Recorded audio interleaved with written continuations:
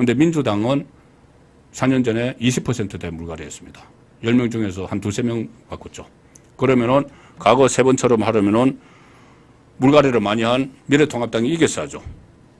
그대로 그러면. 그런데 결과는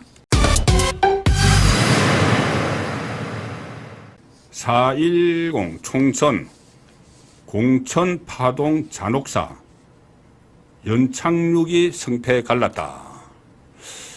이 기사가 왜 제가 의미가 있다고 말씀드리냐 하면은, 자, 당초에 국민의힘에서 대대적인 물갈이가 이루어질 걸로 예상이 됐습니다.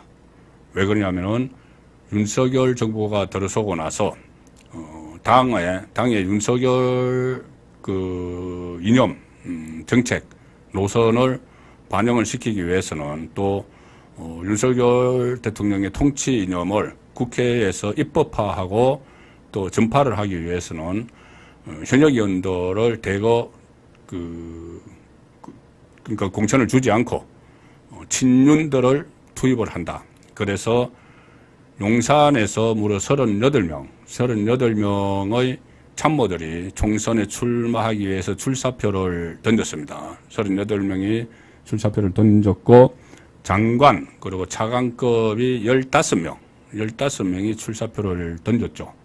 그래서 50명이 훨씬 넘는 사람들이 출마를 준비를 했고, 또 거기다가 검사 출신들이 대거 이번에 나올 거다.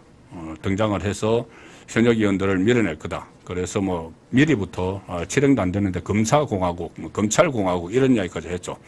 그러면 그 사람들이 들어가면은 현역이 대거 빠져나와야 되죠. 현역을 뽑아내야지 그 자리에 새로운 인물들을 넣죠. 특히 이 용산 참모 출신들 38명을 제가 그때 이렇게 조사를 파악을 해보니까 38명 중에서 55% 절반이 넘는 참모 출신들이 본인이 희망하는 선거구가 국민의힘 현역이 있는 곳이었습니다. 55%가. 그러면은 경쟁을 하면은 용산의 힘을 받아서 경쟁을 하려면은 국민의힘에서 대거 현역 의원이 탈락을 하겠죠. 그리고 그 38명 중에서 또 한 40%는 영남으로 간다. 그 이야기를 했습니다. 그러면은 영남에서 현역 의원들이 많으니까 국민의힘 현역 의원들이 많으니까 거기서 이제 이탈을 해야 되겠죠. 그 자리를 빼야 되겠죠. 방 빼야 되겠죠. 자, 그래서 현역 의원들 또 검사들이 당초 예정대로 막 투입이 되면 검사들이 대거 진출을 하면은 또 방 빼야 되겠죠. 현역 의원.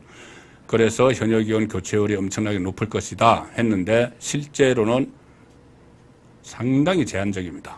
지금 시스템 공천을 하면서 경선을 통해서 현역 의원 겨우 4명, 어제 4명이 경선에서 탈락을 했죠.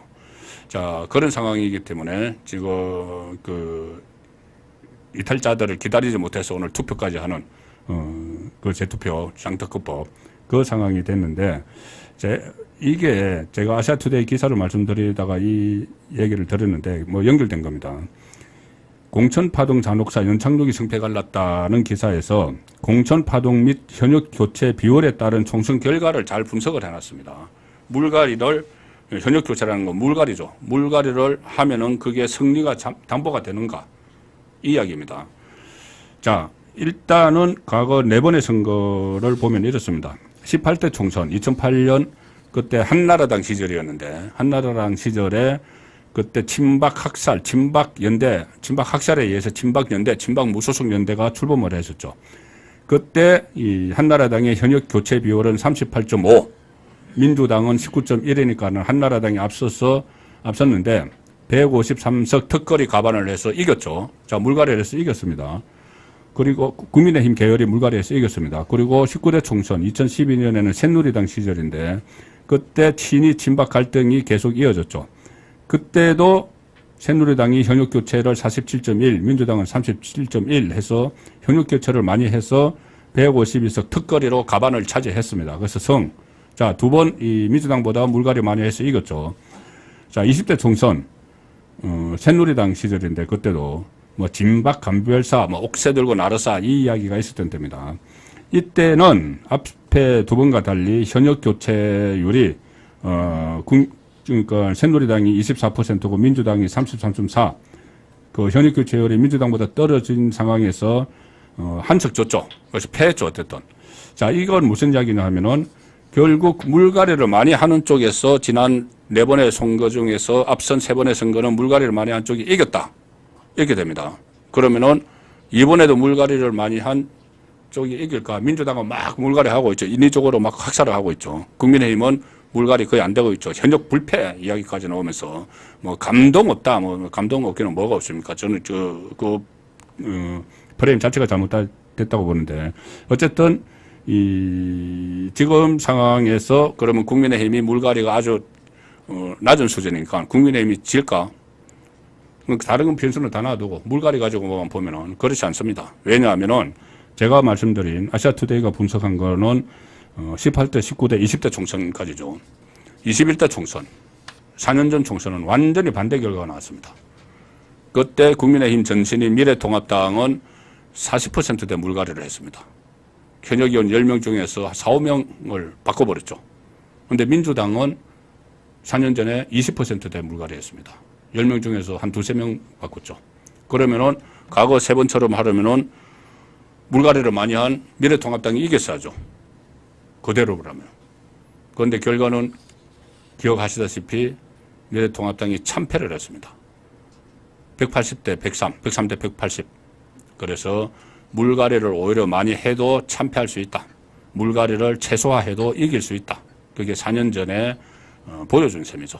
그래서 이번 여기서도 국민의힘이 이 물갈이를 많이 안 한다. 감동이 없다. 선거에 그 중도층에게 다가서지 못할 것이다. 그런 것은 4년 전에 이미 깨졌다. 그 말씀을 드리겠습니다.